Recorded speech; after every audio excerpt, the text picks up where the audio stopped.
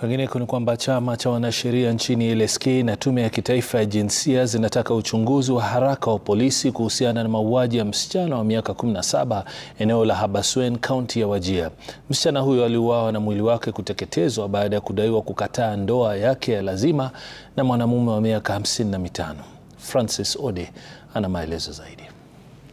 Ya kitaifa ya jinsia na usawa pamoja na chama cha wanasheria wa Kenya nchini LSK vimelaani tukio ya mauaji ya msichana wa miaka 17 aliyeuawa kwa kuchomwa kaunti ya Wajir. Mabaki ya mwili ulioteketea wa msichana wa miaka 17 aliyekulia katika kambi ya wakimbizi ya Dagale yalipatikana mtaa wa Wara, kijiji cha Adema Sajida, eneo bunge la Wajir West. Msichana huyo aliyekuwa akiishi na mamake pamoja na baba wa kambo alilazimishwa kuolewa na mwanamume mwenye miaka 55.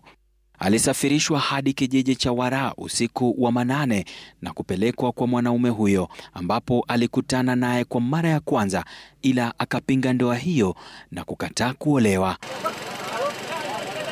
Mazungumzo kwa njia ya simu na mamake yanaonyesha mwanamume aliyekuwa amuoe na jamaa zake wakijaribu kumlazimisha akubali ndoa hiyo. Msichana huyo alipiga simu ya dharura kwa mamake na babake wa kambo usiku wa Jumamosi akifichua mipango ya kifo chake na wapangaji. Baadaye mwili wake ulipatikana ukiwa umechomeka vibaya nje ya nyumba ya kukodi. Ripoti ya uchunguzi wa maiti imeonyesha mwili uliteketea 100%. Mwili umehifadhiwa kwa uchunguzi zaidi, huku wachunguzi wakiendelea kukusanya ushahidi wa matukio yaliyopelekea kifo chake.